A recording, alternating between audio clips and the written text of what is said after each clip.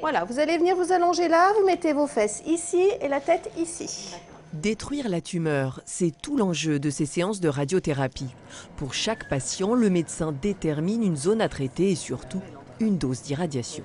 Ici, on voit la représentation de l'ensemble des faisceaux qui vont être délivrés au patient ou à la patiente. Et chaque petite ligne turquoise que vous voyez ici représente un faisceau d'irradiation qui va évidemment converger vers la tumeur. Voilà, Madame Bonnefond, on est parti pour 33 minutes de traitement. 33 minutes durant lesquelles les radiations vont agir sur les cellules malades en détruisant à l'intérieur leur matériel génétique. L'ADN de chaque cellule est brisé, incapable alors de se reproduire.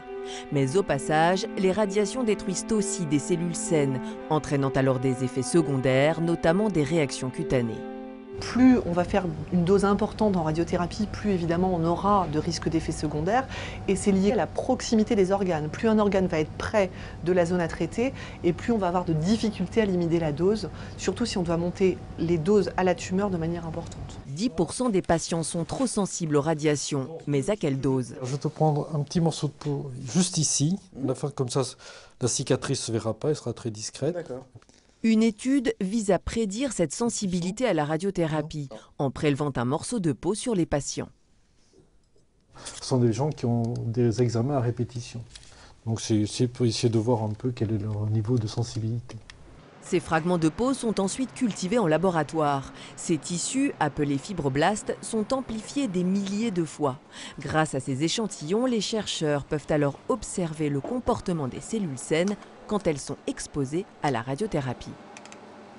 On les dépose ici pour après qu'ils soient irradiés à degrés, comme le sont les patients en temps normal. Comment ces cellules saines vont-elles réagir face aux radiations? Pour chacune d'elles, l'ADN est cassé en plusieurs endroits. En temps normal, une protéine appelée ATM se charge de repérer ces cassures et ainsi de déclencher leur réparation. Mais chez un patient radiosensible, ces protéines ne font pas leur travail. Ce sont justement ces cassures non réparées que ce chercheur analyse en fluorescence, car elles sont pour lui un indicateur fiable de la radiosensibilité des patients.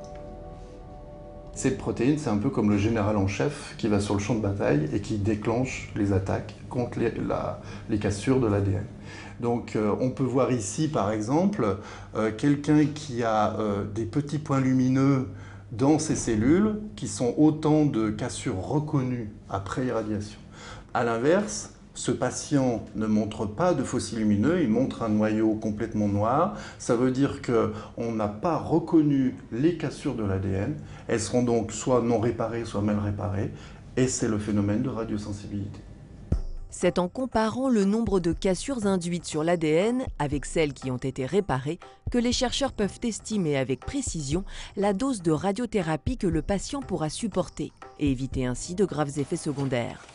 L'étude en cours est menée sur des centaines de cellules de peau collectionnées ici depuis 15 ans. Une start-up a même été créée pour mettre sur le marché d'ici 3 ans un test de radiosensibilité. C'est une espèce de bulletin météo.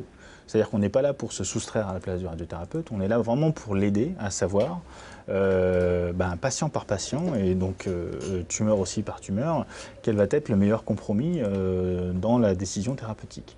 À terme, ces chercheurs envisagent de réaliser les mêmes tests, mais sur des tumeurs cette fois. Tout l'enjeu est de personnaliser les traitements afin de les rendre moins nocifs en conservant leur efficacité.